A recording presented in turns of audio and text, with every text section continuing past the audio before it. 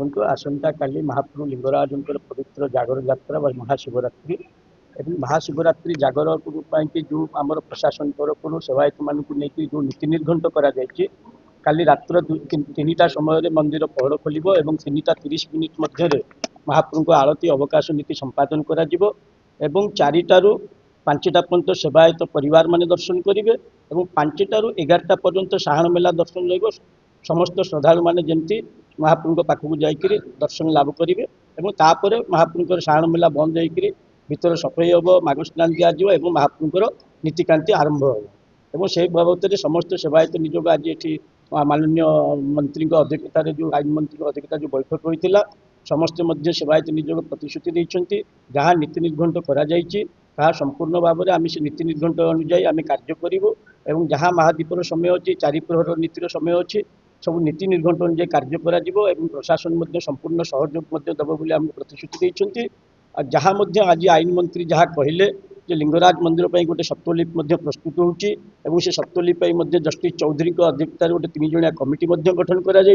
आसंता 3 मास भितर समस्त सेवायत निजोग मान डाकिक समस्त पुराणा कागज पत्र देखिक सप्तलिपि प्रस्तुत करेंगे और आईन जो लिंगराज आक्टा जो होती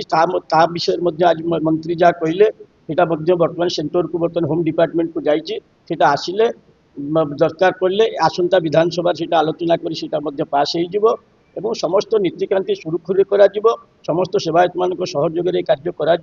जार जहाँ मान अभिमान अच्छी पर देखा जागर पर 2 सप्ताह पर जहाँ जिलापाल कहले एक बैठक डाकिक जार जहाँ समस्या अच्छी समाधान करा निष्पत्ति ग्रहण करा मु कहूँ ब्राह्मण निजोग सभापति भागीरथी महासभा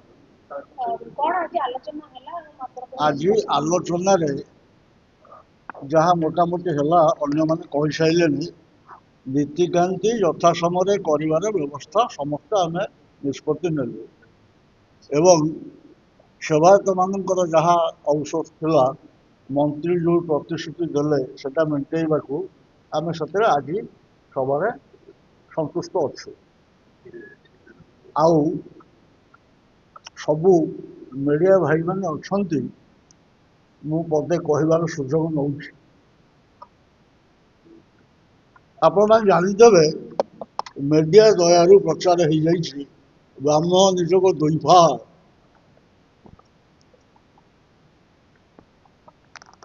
यह असत्य कारण घर भितर आम कौरव 100 पांडव 5 बाहर लिंगराज भुवनेश्वर समाज पे आम पंचाधिक शतम भरतवंश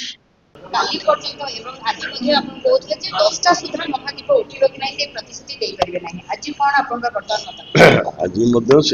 मीटिंग रे कहलु किंतु से शुणी पारे कि नहीं मुझे आम कहलु रात 10टार उठे बोली से प्रतिश्रुति दे पारूनी बहुत प्रकार अघटन घटार संभावना अच्छी जदि मंदिर उपर चढ़ीगला कि ट्रेक्टर नीति समय किए पशिगला कि मन में कौन रक्त छिटा पड़ा कि कौन छुआ पिला बलत्या करला से धोकहला हम तेणुक मानने विलम्ब हो पाए तेणु से विषय में आम ठीक 10टार उठे बोली आम आपको प्रतिश्रुति दे पारूनी किंतु आम चेष्टा करूँ जमी राति 10टा सुधा महादीप नहीं नहीं नहीं एमती आम केमती एमती हूँ देखु जदि ना भल कथा जदि ना ताले राति 10टा जब महादीप उठीज भल कथा आम तो मना करूँ राति 10टा न माने किंतु आम प्रतिश्रुति दे पारूनी जे ठीक राति 10टार उठो से आम मीटिंग से कहलु जे प्रतिश्रुति दे पारूनी किंतु आम चेष्टा कर कौन ठीक कहले परा कहले सब समाधान करेंगे से आम संतुष्ट